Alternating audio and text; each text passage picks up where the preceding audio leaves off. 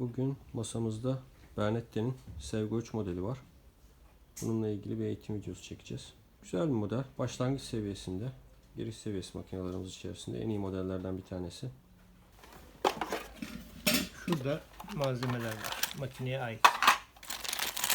Masurası yedek 3 tane. Fermuar ayağı, ilik ayağı, makara tutucu, dik makara takıcımız, yağımız bu malzeme kutusunun içinden çıkıyor.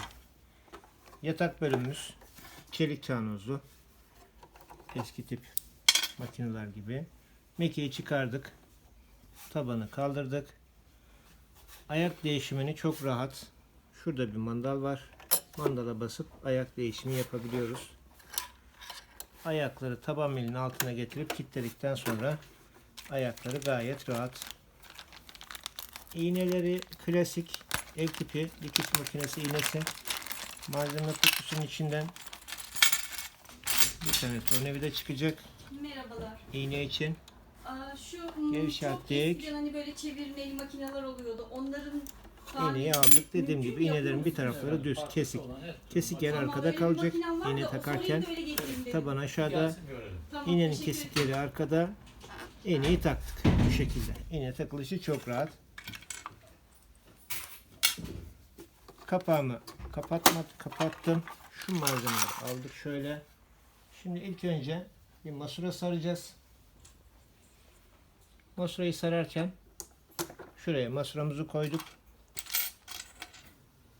Dik makara için bir aparatımız var. Yatık makara içinde bir aparatımız var. Yatık makara için makara tutucu aparatımız var. Bir büyüğü var, bir küçüğü içinden çıkan.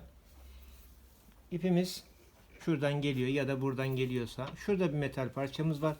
Önden arkaya doğru ipi taktık. Biz bobinlik kullandığımız için makara takmadık. Makarayı takmadık. Biz bobinlikten geldiği için.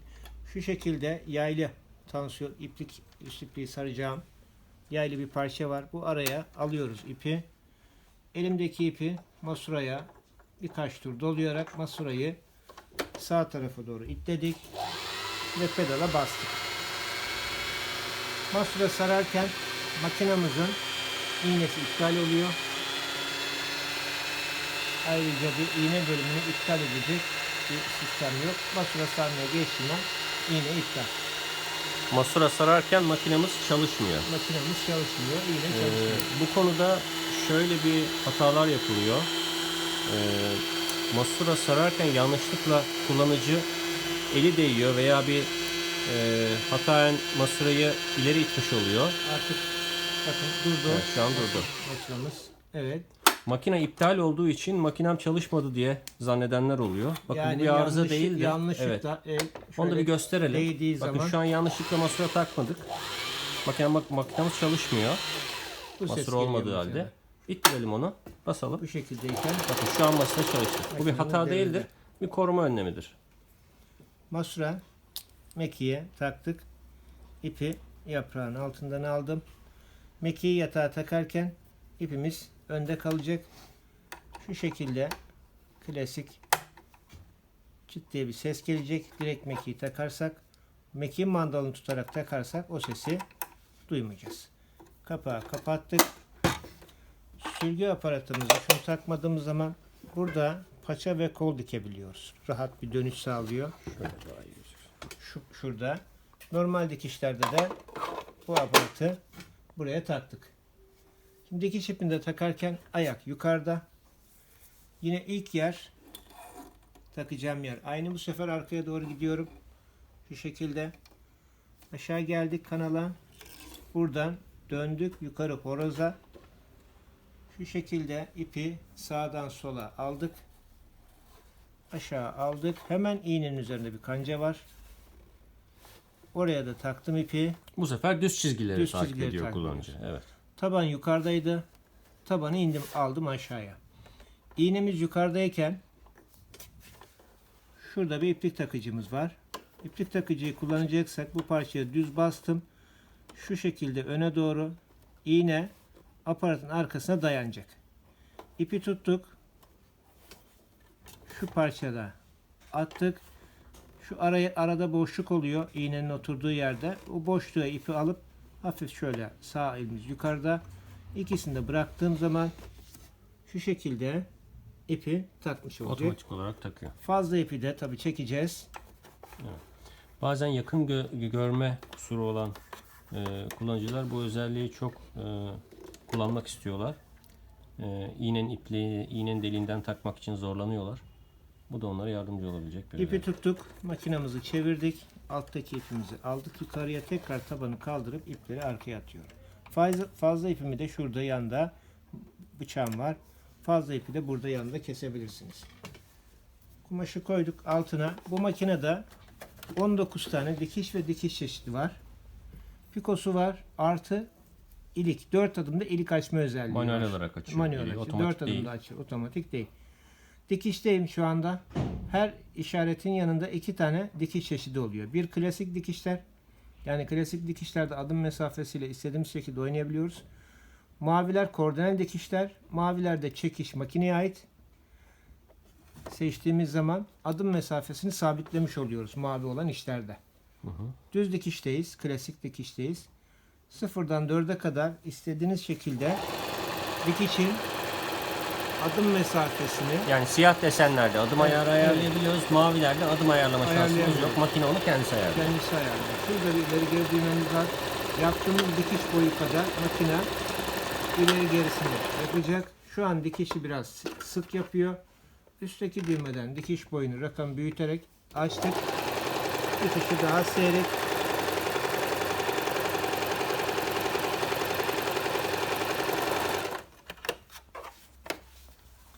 Bakın üstten görüntümüz bu.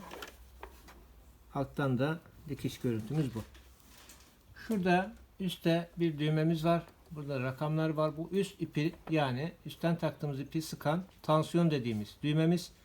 Rakam büyütürsek bu düğmenin fonksiyonu ipi sıkar. Rakamı küçültürsek de ipi gevşetmiş oluyoruz. Bunu da zaten belirli bir ölçüde belirlenmiş, işaretlenmiş bir yer var. Orada tuttuğumuz Evet, zaman bir orta sıkıntı ayarlar, olmuyor. orta ayarlar çizgiyle işaretlenmiş. Bakın mesela 2'den 3'ten sonra çizgi yok ve 5'ten sonra çizgi yok. Bu çizgi şu demek. Yani genelde ayarlarınız 3 ve 5 arasında oluyor demek. Bunu ayarlarken de böyle birden 3'ten 4'e, 4'ten 5'e doğru geçerken değil de geçecek şekilde değil de yavaş yavaş ayarlarsanız daha hassas iplik ayarı yapabilirsiniz. Hızlı kullanılan bir düğme değildir. Dikişi bitirdik. İğne yukarıdayken buradan herhangi bir iş seçebiliriz. Zigzag dardan genişe doğru hangi genişlikte istiyorsak. Zigzag'a geldiğim zaman adım mesafesini yine kendimiz belirlediğimiz için siyah bölüme geri geldik. Çalıştırdım. Makinemiz şu an 1 milim genişliğinde zigzag yapıyor. Durdurdum. Zigzag'ın enini biraz daha açtık. Daha geniş bir zikzak. En genişini aldık. 5 milim zikzak. Şimdi burada böyle şöyle bir farklılık var. Bakın bu makinenin zikzak genişliği buradan ayarlanıyor. Normalde makinelerin zikzak genişliği için ayrı bir düğmesi olur. Fakat bu modelimizin zikzakı buradan. Yani aynı düğmeden hem zikzak genişliğini ayarlayabiliyorsunuz hem desen seçimini yapabiliyorsunuz. Zikzağımız bu. Alttan görüntüsü bu. Evet. Sık yapacaksak zigzag yine buradan düğmeyi sıfıra doğru alıyoruz. Genişliği yine bize ait. İstediğiniz şekilde şuradan genişliğini ayarlayabilirsiniz. Dar yapacaksak düğmeyi düşürerek rakamı yapacağımız zigzag enini daraltmış olduk. Bakın sık zigzag geniş, sık zigzag biraz daha dar. Enim size ait yapılan işlem. Diker zikzak, enli bir dikiş. Makina dikiş yaparak zikzak yapar. Lastikli malzemelerde bu kullanılan bir dikiş çeşidi. Buna aynı zamanda stretch dikiş, penye dikiş de derler. Evet. Pikoya gelelim. Pikomuz. Bunu biraz daha sık yapacağız. Makinede adım mesafesini sıkarak pikonun daha sık yapmak gerekiyor. Dikişler gibi seyrek değil. Hemen kaldırdım. Bakın pikomuz da bu. İliğimiz var. İliği açacağımız zaman ilik de güzel açar. Tabanı düşürdüm. Şurada bir mandalı var. Şu mandalla ayağı düşürdük. İlik ayağımızdaki kırmızı çizgiler makineye takacağımız zaman sol tarafta, yani makinenin dışında kalacak şekilde ayağı taktım. Kilitledik. Altına kumaşını koyduk. Burada dikkat edeceğimiz bazı şeyler var. İliği dediğim gibi bu manuel, yani 4 adımda açtığı için 1, 2, 3 ve 4. 4 adımda yapacağız. Önce 1'i aldık. Evet. Adım mesafesine bakın. Birinin üstüne çıkmayın diye bir işaret var. Sıfıra da gelmeyin. Yani ortalarda bir yerdeyken sıklık seyrekliğini ayarlayacaksınız. İliğin ayarları genelde burada oluyor, Burada anlamına oluyor. geliyor. Tabanı şayet şu an olduğu gibi ortada bir yerde kaldıysa ayağı muhakkak arkaya kadar itliyorsunuz. Yani bu ayak öndeyken iliğe başlamayacaksınız. Ayak arkada olacak.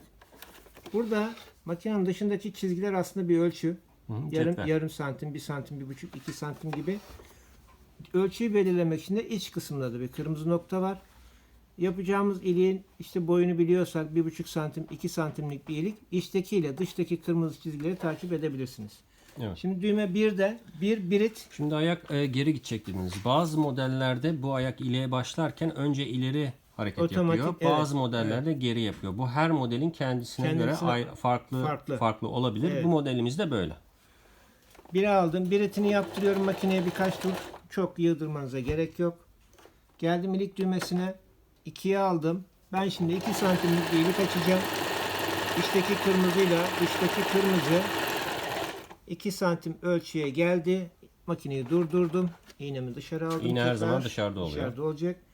İlik düğmemle 3'e aldım. Bakın 1 ve 3 Bir, aynı üç aynı yerde. yerde. 3'te yine çok az biritlerini yaptırdım. İğne dışarıda kaldı. En son 4'e aldım. Buradan da takip ederek başladığım yere geldiğim zaman makineyi durduruyorum. İliği bu şekilde bitirmiş olduk. Kumaşı altından rahat almak için makineyi öne doğru çevirin. Horoz en üstte olsun. Tabanı kaldırırsanız altından kumaşı rahat bir şekilde çekersiniz. Çok da güzel bir ilik açar. Şu da sökücü. İliğin arasını açacaksınız. Ya da yanlış bir iş yaptığı zaman İlik bıçağı da diyorlar. dikiş sökücü diyorlar. Dikiş sökücü Evet. de deniyor. Bu şekilde iliğin İliğin arasını içine açıyoruz. İlikler çok kolay. 4 adımda ilik açıyorsunuz. 1, 2, 3, 4. İliği bitti. Tabanı düşürdüm. Dediğim gibi içinden fermuar ayağı çıkar. Bu makineye ait. Çift taraflı. Sağ tarafa kilitlersek fermuarı sağdan dikeriz. Sol tarafa kilitlersek fermuarı soldan dikeriz. Bir tane takip çubuğu çıkar içinden. Kapitane işlerinde çok kolaylık evet, oluyor. Kapitane işleri için ya da dikişlerde ya da zikzaklarda kumaş kenarından takip için. Tabii bunların Ayak. dışında ekstra ayaklarda bu makine Her uyumlu. tür ayağı Her tür takabilirsiniz ayağı makineye. takabilirsiniz. Diyelim kenar dikiş geçmeyeceğim de bir mesafeli bir dikiş geçmem gerekiyor. Ayak çeşitlerinde Çubuğu. yine online olarak satış sayfamızdan erişebilirsiniz. Hizaladım. Makinemi dikişe aldım. Şimdi ben bu kenardan kumaşımı takip ederek yapacağım dikiş zikzak. Kumaşın kenarı ne kadar muntazamsa aynı muntazamlıkta yapacağım. Bu aynı zamanda kapitaneli dikiş yapmak için de kullanabilirsiniz. Bu takip çubuğu dediğim gibi kasnak nakışı gibi bir iş yapmak isterseniz bu makinede yapar. Dişli plakasını örten bir parçamız var. Dişli plakasını örttükten sonra mevcut ayağı çıkartıyoruz. Kasnağı kumaşı gerdikten sonra ister nakış ayağı kasnak olmadan ya da ayrıca nakış ayağımız da var. Onu da alıp kasnak nakışla yapabilirsiniz. Yani kapitane ayağıyla da kapitan aynı ayağıyla zamanda kullanabilirsiniz. nakışla Bunun yapabilirsiniz. amacı da kapak olarak dişlilerin Dişleri üzerine örtüp kumaşın altına hasar vermemek. ayak hiç olmayacak. Bu şekilde dişliyi de örttüğüm zaman nakış bölümüne geçebilirsiniz. Yağımız var. Yağlama çok kolay. Kapağı açtım. Mekiğimi çıkardım. Biraz önce iliği yaptığım zaman bir sökücüm vardı. Diğer tarafı fırça temizlemek için. Yatak bölümündeki havları, pislikleri temizledikten sonra bu makinede çanozun şu miline 1-2 damla yağ, Bir de çağınızın gezdiği yere, yatağın içine 1-2 damla yağ. Yağladıktan sonra tabi ipi çıkartıp boşta şöyle bir çalıştırın. Yağ yatağın içine düşürsün. Sonra ipi takıp ayağa takıp tekrar kaldığınız yerden dikişe devam Kullanıcı ne edebilirsiniz. zaman yağlaması gerektiğini makine sesinden de anlayabilir. Sesi değiştiğini düşünüyorsanız makineyi yağlayabilirsiniz. Yani pratik bir makina. Yeni başlayan kullanıcılar için uygun, ideal bir makine. Başlangıç modelleri arasında oldukça iyi bir modeldir. Sormak istediğiniz bir şey olursa yorumlar bölümüne yazabilirsiniz. Kanalımıza abone olmayı, beğenmeyi ve takip etmeyi unutmayın. Herkese kolay gelsin.